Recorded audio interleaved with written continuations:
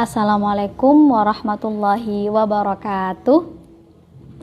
Selamat malam seluruh pemirsa Aswaja Muda. Alhamdulillahirabbil alamin, di kesempatan kali ini di malam Sabtu ini, kalau meminjam istilah Mbak Najwa Shihab itu menyampaikan malam Sabtu adalah malam rindu gitu ya. Kalau Mbak Nana malam Rabu, nah kalau kita adalah malam Sabtu.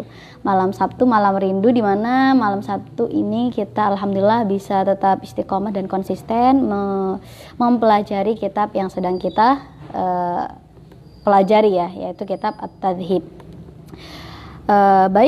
Di pertemuan kali ini kita akan tetap meneruskan kajian kita yang kemarin, yakni panduan bersuci ketika tidak dapat menggunakan air.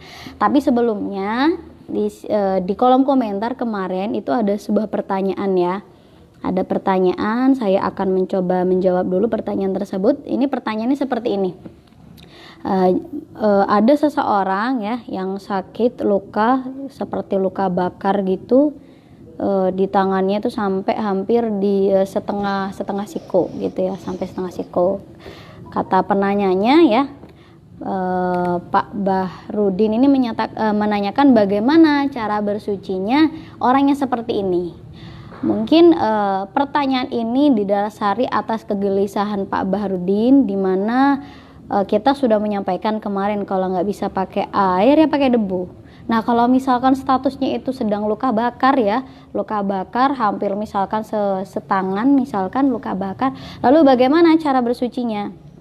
Nah sebagaimana kita ketahui, ketika tidak mampu untuk menggunakan air, otomatis solusinya adalah dengan menggunakan dengan debu. Tapi kalau misalkan tidak mampu menggunakan debu, jadi tetap saja pakai debu tetap tidak mampu. Nah, maka sebenarnya para ulama itu berbeda pendapat ya. Ada yang mengatakan bahwa dia tetap sholat, wajib tetap sholat, tapi dia berkewajiban mengqadha. Alasannya kenapa? Karena wudhu yang sebagai main alat bersucinya atau cara utama dia bersuci tidak dapat terpenuhi karena dia emang gak bisa pakai air. Dan yang kedua alasannya karena penggantinya pun nggak sempurna ya, sebagaimana kita tahu bahwa tayamum itu cuman untuk kedua tangan dan juga wajah, sehingga kalau misalkan tidak bisa disempurnakan maka otomatis pengganti dan yang diganti itu sama-sama kurang, sehingga itu harus mengqadha sholat. Itu sebenarnya pendapat dari mayoritas ulama ya, terutama ulama Syafi'iyah. Tapi di sini perlu diketahui bahwa ada pendapat yang menjelaskan bahwa ketika seseorang sudah melakukan hal yang mampu dia lakukan, contoh misalkan mampunya cuman bertayamum sampai wajah saja, kemudian wudhunya semampunya, yang penting tidak menghilangkan kewajibannya, wudhu semampunya, maka dia dianggap cukup. Ini saya coba bacakan referensinya ya. Ini diambil dari kitab Majmu' ya, Al-Majmu' juz 2. Di sini kasusnya itu tentang cerita awalnya itu ada seseorang yang nggak mampu pakai air tapi juga nggak mampu pakai debu. Jadi dia pakai air nggak mampu, pakai debu nggak mampu. Ini saya bacakan, Bismillahirrahmanirrahim. Amal ma'dzuru kaman lam yajid ma'an wala turaban fa fi arba'atu aqwal. Seperti tadi seberi khilaf ya, kalau tidak ada air, nggak mampu pakai air, nggak mampu pakai debu, itu ada 4 mazhab atau ada 4 pendapat. Singkatnya, jumhur mengatakan bahwa memang wajib untuk mengulangi sholat seperti itu. Tapi ada kaul dari kalangan Syafi'iyah, masih dalam kalangan Syafi'iyah, yang berkata bahwa tidak wajib untuk mengqadha, yang penting sudah melakukan kewajiban sesuai standar kemampuannya. Di sini saya bacakan, ila angqol wa qala al-Muzani yusolli wa la yu'idu wa kadza indahu kullu sholatin shallaha ala hasabi halihi la tajibu i'adatuha saraha bidzalika fi mukhtasarihi wa naqalahu anhul ashab. Imam Muzani berkata di sini setelah banyaknya perdebatan dan ungkapan dari beberapa ulama ya, Imam Muzani mengakhiri atau mengatakan bahwa menurut Imam Muzani bahwa orang yang sholat ya, orang yang melakukan sholat dengan sebatas kemampuan dia, standar kemampuannya dia, maka tidak wajib untuk mengqadha sholat. Jadi seseorang tersebut tetap wajib sholat dan tidak wajib untuk mengulangi sholat. Jadi kalau diarahkan pada kasus bapak yang tadi ya, bapak tadi yang luka bakar dan sebagainya, maka kalau menurut jumhur atau keumuman ulama, maka dia tetap wajib sholat, bersuci semampunya dan wajib mengqadha. Tapi menurut Imam Muzani maka ya bersuci semampunya dan tidak berkewajiban untuk mengqadha sholat seperti itu. Tapi lagi-lagi ketika kita dihadapkan dengan hal yang demikian, maka alangkah baiknya atau lebih utama bagi kita untuk mengqadha sholatnya ya, karena al-khuruj minal khilaf mustahabun, keluar dari perkhilafan ulama itu lebih baik. Jadi mengambil yang tidak ada perdebatannya gitu, mesti kesahannya. Mungkin itu untuk jawaban pertanyaan dari Bapak Bahrudin ya. Langsung saja kita pada materi kita kali ini, tapi sebelum kita mulai kajian, mari kita bersama-sama membaca surat Fatihah yang dihadiahkan pada musannif dan para guru-guru kita. Ila hadratin Nabil Mustafa Sayyidina Muhammadin sallallahu alaihi wasallam ala hadrati abaihi wa ummati wa khawanihi min sanu ali kulli ashabi kullin ajmain wa خصوصا لحضرة الشيخ مصطفى الشيخ أبي شجاع الشمس الكريم الفاتحة. أعوذ بالله من الشيطان الرجيم. بسم الله الرحمن الرحيم. مالك يوم الدين نستعين الصراط المستقيم صراط الذين أنعمت عليهم غير المغضوب عليهم ولا الضالين.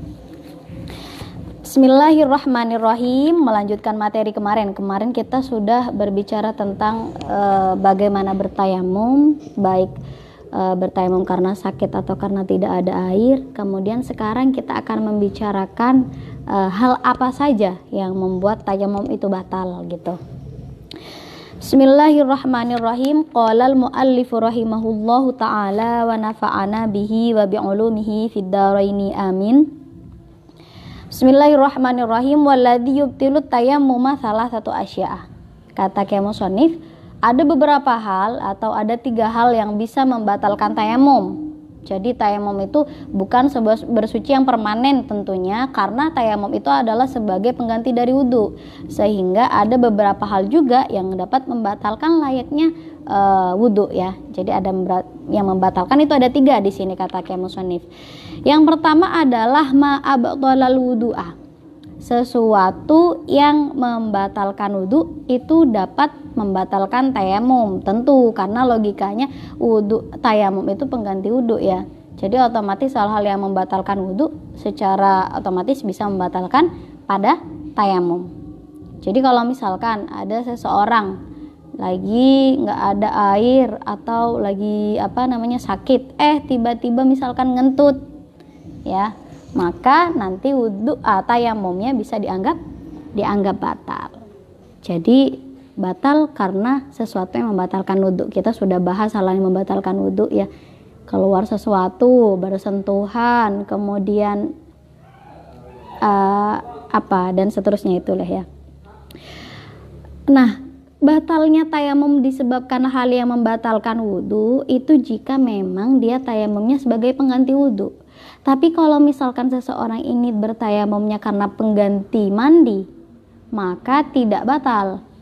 Karena tayamum itu bukan cuman untuk hal-hal pengganti wudu, tapi juga bisa pengganti mandi ya, sebagaimana kemarin sudah dibahas. Maka ketika tayamumnya disebabkan pengganti wudu, sebagai pengganti wudu, maka wudunya batal. Sebagai pengganti tayamum, maka tayamumnya batal jika melakukan hal-hal yang membatalkan wudu. Tapi kalau tayamumnya dilakukan sebagai pengganti mandi besar, misalkan mau mandi besar tapi nggak ada air, akhirnya tayamum, kemudian habis tayamum ngentut, maka tetap dianggap sah tayamumnya dari sisi hadas besarnya, meskipun dia dianggap tetap tidak mempunyai wudu. Seperti itu. Bisa dipaham ya, jadi ada perbedaan antara hadas kecil dan hadas besar. Seperti itu. Kemudian waru'yatul ma'i fi ghairi waqti sholati. Yang kedua adalah melihat air pada selain waktu sholat. Jadi pas belum dalam keadaan sholat maksudnya. Termasuk dari ru'yah di sini adalah bisa diartikan menduga ya, tawahum, menyangka, atau bisa diartikan ilmu, mengetahui meskipun belum dilihat. Itu nanti akan dapat membatalkan tayamum yang dilakukan. Jadi melihat ada orang nggak ada air terus dia tayamum, tiba-tiba ada orang yang bilang, "Hei, kamu boleh pakai air saya ada di sana." Nah, maka ketika seperti itu tayamumnya dianggap batal karena dia dianggap sudah menemukan air, seperti itu.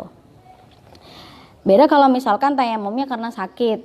Si A tayamum karena dia emang nggak bisa menggunakan air. Contoh di anggota tubuh atau di anggota wudhunya terdapat misalkan luka bakar, nggak bisa kena air, maka ketika ada air tetap tayamumnya tetap dianggap sah karena dia bertayamumnya bukan karena nggak ada air tapi karena sakit, seperti itu. Sehingga sebaliknya kalau penyakitnya itu sembuh maka tayamumnya dianggap batal. Jadi intinya seperti ini, kalau misalkan alasan dia bertayamum itu hilang, maka tayamumnya batal. Contoh tadi, orang bertayamum karena tidak ada air, kemudian menemukan air, maka tayamumnya batal. Orang yang sakit bertayamum, kemudian ternyata sakitnya sembuh, maka tayamumnya juga batal. Seperti itu.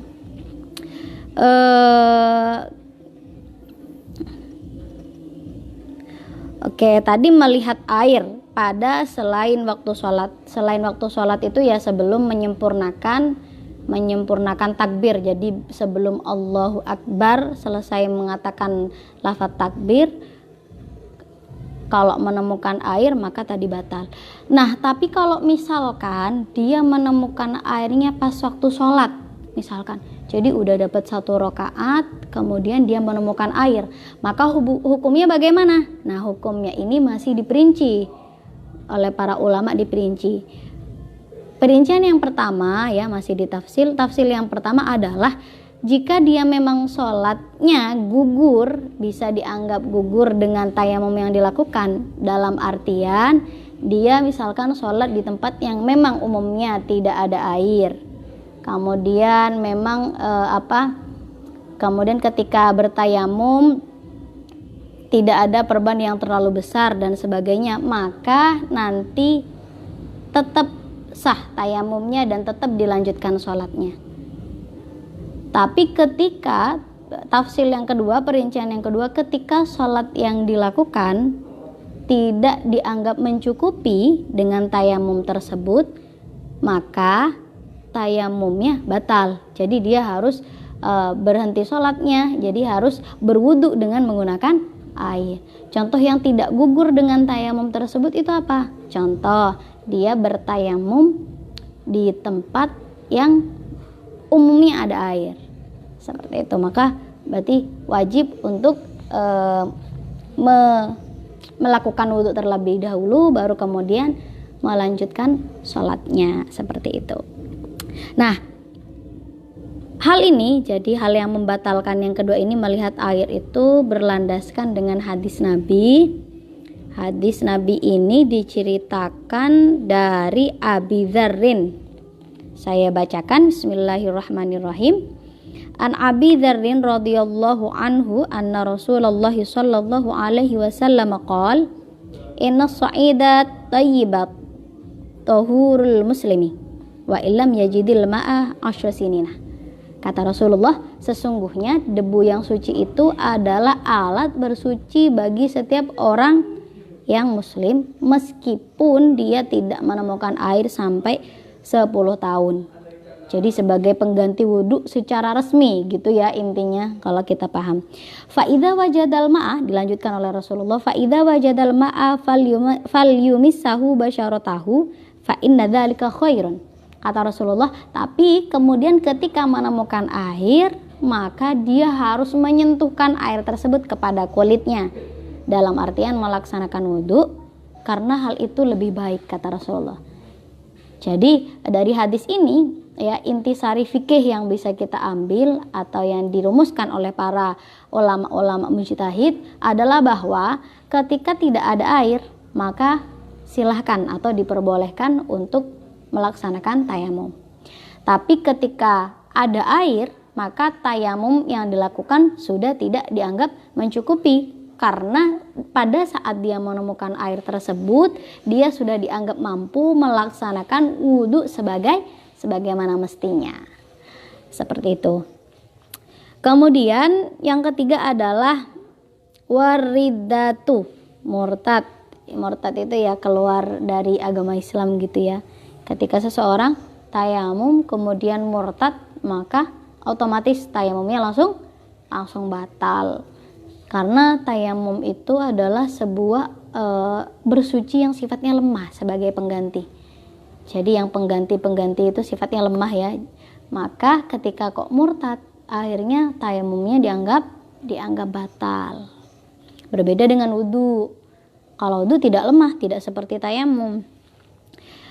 Kemudian lanjut, setelah kita mengetahui hal-hal yang membatalkan tayamum, di sini akan dijelaskan lebih detail lagi bagaimana cara bersuci bagi orang-orang yang ada perbannya. Kalau minggu kemarin kan cuma disinggung sedikit, orang yang pakai perban boleh bersucinya diganti dengan tayamum untuk anggota yang di dalam perban. Nah, di sini di pertemuan kali ini akan dibahas sedikit lebih detail dari kemarin ya. Bismillahirrahmanirrahim. Wa sahibul jabairi yamsahu 'alaiha. Kata musannif, orang yang mempunyai perban harus mengusap perbannya. Wa yatayammamu wa yusalli wa la i'adata 'alaihi in kana wada'aha 'ala tuhrin. Setelah tayamum, setelah mengusap perbannya, kata musannif, maka dia harus bertayamum sebagai pengganti dari anggota yang di bawah perban. Kemudian dan tidak diwajibkan untuk mengulangi sholatnya apabila dia meletakkan perbannya dalam keadaan suci. Jadi misalkan orang luka atau yang luka yang ada di anggota wudhu itu ada kalanya yang ada perbannya, ada kalanya yang tidak ya. Jadi nggak semua luka, misalkan si A luka di kaki, itu ada yang diperban, ada yang enggak. Nah, kalau yang tidak diperban cukup dengan cara membasuh anggota yang suci yang bisa dibasuh dengan air, kemudian bertayamum sebagai pengganti luka yang tidak bisa terkena air itu.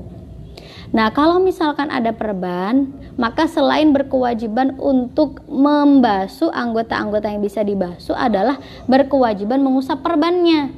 Jadi misalkan ada perban di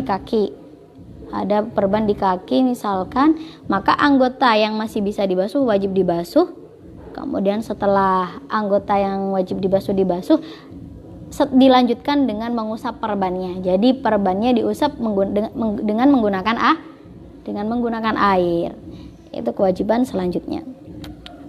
Dan gak wajib mengulangi jika meletakkan dalam keadaan suci. Meletakkan perbannya, maksud dalam keadaan suci bagaimana? Yaitu perbannya ditaruh pada anggota yang luka dalam keadaan dia sedang tidak berhadas. Jadi kalau misalkan naruhnya dalam keadaan sedang berhadas, ya maka dia diwajibkan untuk mengqadha sholat. Jadi sebenarnya hukum seseorang yang menggunakan perban itu kalau dalam jumhur ulama Syafi'iyah ya, kecuali tadi pendapat yang dikatakan Imam Muzani, bahwa ketika ada beberapa ketentuan dan kriteria. Kriteria pertama, jika ditaruhnya di anggota tayamum ya, mayoritas kecuali Imam Muzani tadi, ketika ditaruhnya di anggota tayamum perbannya, maka cara bersucinya adalah anggota yang bisa terkena air harus dibasuh pakai air, kemudian perbannya diusap, setelah itu sholat, tapi wajib untuk mengulangi sholatnya karena ada kekurangan tadi antara tayamum dan wudhunya sama-sama tidak sempurna.